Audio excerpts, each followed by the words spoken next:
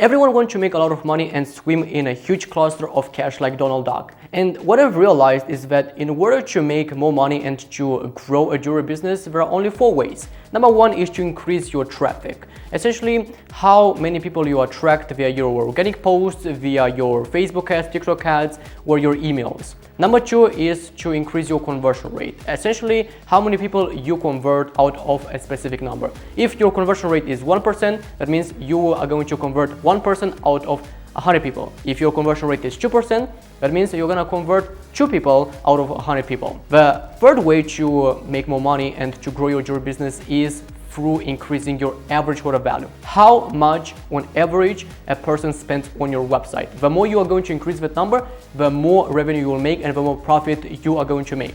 Number 4 is to increase your lifetime value. This is how much a person spends on your website, on your business through a specific period of time. Usually to calculate the lifetime value, and we're gonna cover this a little bit later on, it's necessary to be longer in this business, because otherwise calculating the lifetime value for the past 1 month, that is not that accurate. And now before we go into the how-to, the 3 ways to increase your lifetime value, I wanna explain to you why lifetime value is such an important metric that you want to measure. First of all, you have to understand that lifetime value is equal with pure profit. When you create ads, when you create content, this involves a cost. You have a cost to acquire a customer. So that being said, when you spend, let's say $20, $30, $50 to acquire that customer, now you want to make sure that that client is gonna stay with you for the longest period of time. You spend $50 to acquire that customer, and let's say that they stay with you for 1 year. And throughout that year, if they spend with you $200, well, you can make some profit. However, if they, let's say they stay 2 years with you, all the remaining time, you're gonna make only profit, because now you don't need to spend even a single penny to kind of like get that client again, because they are already with you. That's the power of having a high customer lifetime value. So increasing the lifetime value is a long-term game. The businesses that have been and will be the longest in the marketplace will have the highest customer lifetime value. And even in the marketing standard, this is what they kind of like the marketing standard claims, that to calculate the lifetime value of a customer, you need to have the data for at least the past 3 years. This is something that is recommended. However, you could use like the lifetime value of a customer for the past 1 year, but it is not that accurate. So if you've been in the marketplace for longer than 3 years, then I would recommend calculating the lifetime value for the past 3 years. Now, let's talk about how you could measure this metric. It might look that this metric is a bit tricky to calculate. However, I'm gonna show you kind of how you could calculate, and it's not that hard. So this is a formula, and it is equal with customer value times the number of years that you are calculating your lifetime value for. If you use 1 year, then it's going to be just the customer value. Next question is, okay, Archie, but how can I calculate the customer value? This is a formula for the customer value. It's equal with your average order value times purchase frequency. Now, I'm gonna explain to you, just bear with me. I don't want you to be overwhelmed, so just bear with me. I'm gonna explain what is AOV, purchase frequency. I know it's a little bit like more technical information. So average order value, if you're using Shopify, you'll be able to see that metric inside your dashboard. And purchase frequency is equal with your total number of orders divided by total customers. Let me give you an example. You will understand like what I'm talking about. So let's say that in the past 3 years, we have 3,598 customers. And in terms of orders, we have 3,966. Now we want to take the total number of orders and divide by total number of customers. But it's gonna give us 1.1, and this is our purchase frequency. We take a look at our average order value in our dashboard, and we see that, let's say it's $52. We take the average order value, $52, and we multiply by 1.1, which is our purchase frequency. This is going to give us our customer value. In this case, it's going to be 57.73. Now, to calculate the lifetime value for the past 3 years, we'll take $57 and we'll multiply by 3. If you calculated the lifetime value of your customer for the past year, it will be equal with your customer value. In this case, will be $57. Now, let's talk about the 3 ways to increase the customer lifetime value. Number 1, better customer experience. Here we're gonna cover things like pre, intro, and post-purchase experience. We have to tackle them all together in order to increase our customer lifetime value. First one is pre-purchase experience. And here we're gonna talk about your ads and your organic posts. So to create a better pre-purchase experience, essentially this is the look and feel of your business. The way you position your business with specific color schemes, with your fonts, with just how it feels, will attract a specific client. And you have to understand that when you have lousy branding, that will attract the wrong audience and it will have a negative impact onto the kind of experience that your potential next customers having at that moment. So if you want to elevate your pre-purchase experience, it is that important to allocate enough time on your branding. Next thing is intra-purchase experience. Here we're gonna cover things like your website and your emails. Once you attracted your customers via your posts, via your ads to your website, now when they are on your site, they have to make sure that the branding is the same, because if they click on an ad and they see a specific color scheme, then they go to your site and they see completely like different colors, completely different fonts, they will question themselves if they arrived at the right place.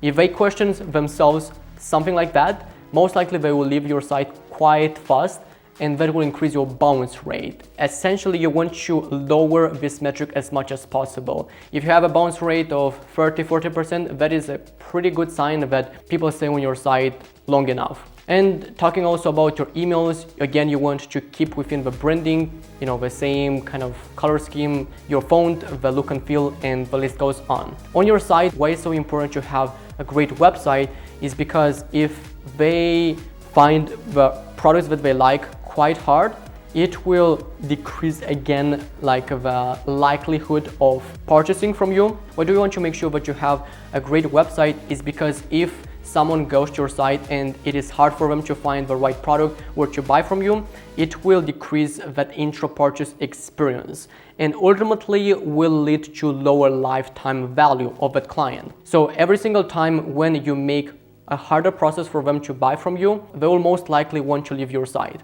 Next thing is post-purchase experience. Here we're gonna talk about the package, the customer service. You see, if they got your product and they had a specific perception about the package and it didn't meet the expectation, again, it will lower that experience that they had with your brand, with your product. So that's why most jewelry businesses, they fail because they don't work enough on the post-purchase experience. They just think that the moment when they got the client, it's like the job is done, because all the profit comes from loyal existing customers. So have a great package, invest in a great package, and that will increase that post-purchase experience. And of course, it's a no-brainer, it's self-explanatory. You need to make sure that you have a great customer service. If a product was broken or if it didn't arrive and they ask you for a refund, for a return, you just want to make sure that you give them those things, because even if they had, let's say, that bad experience, bad situation, and you could avoid that in a subtle way, there are some chances that they could buy again from you. And of course, your product. If they got your product and it doesn't do what it claims, let's say that you say that your jewelry does not tarnish or it just doesn't turn green and actually it's the opposite, that will be a very, very kind of bad experience for your client, and most likely they will never come back to you. On the other hand, if you have a great product and they like it and it's exactly what you say that it does, most likely they will go to their friends, they will recommend this product to their friends, and guess what, like if they bought from you, most likely their friends also are into jewelry. So it is so crucial to deliver exactly what you're saying, what you're claiming. The second way to increase the customer lifetime value is to add more value. When you help them without expecting anything back, you cannot stop the sales flow. Because when you do that, it will build the reciprocity effect. It's a sales psychological trigger that once you use that in your advantage, people will feel obligated to kind of help you back. In our case, because you're giving them value, you might create some educational content and you could run that as an ad, or you could have different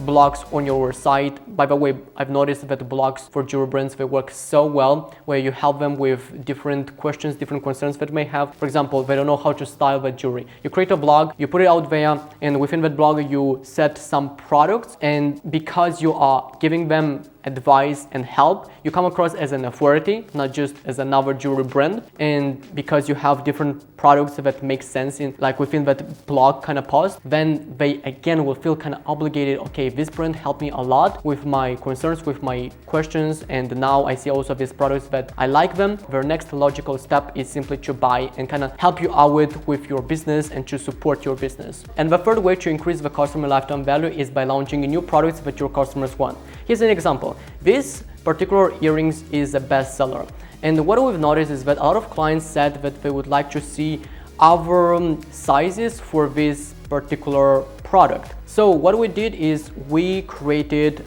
multiple versions, with different pearl sizes, and we put on the product page. And now all the customers that bought this product, and before that it was only the big pearl, and when we launched this product, what we've noticed is that a lot of them, they came back and they purchased again, but now they took the medium size or the small size. So why this worked is because of one main reason. We listen to our client, we listen to what they want to see on the site. From the customer standpoint, they feel that they've been listened to, they feel that they've been understood by the brand. So because of that, they came back and purchased and stayed with us for a longer period of time.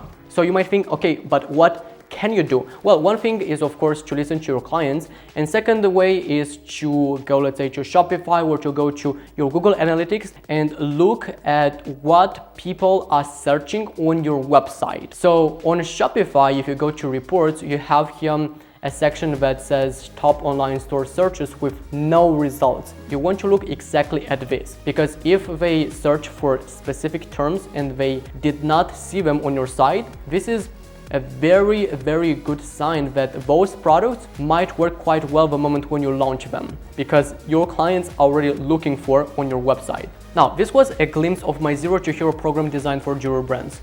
I explain much more in depth each aspect of a profitable marketing campaign in my new program tailored to jewelry brand owners. After working with tens of jewelry brands worldwide, I don't need to be a rocket scientist to see and to find what's working the best. I've been working on this program for a while because I wanted to make sure that I will equip you with the right skills and with the right insights you need to succeed. Things like creating a profitable offer, targeting the right audience, having the right Facebook and TikTok structure, having the right mindset, crafting ad copies, and much more will be tackled in this program. If you are really committed and you want to grow your revenue for your jewelry business and achieve your goals, I invite you to click on the link below and get immediate access today. I will see you on the other side.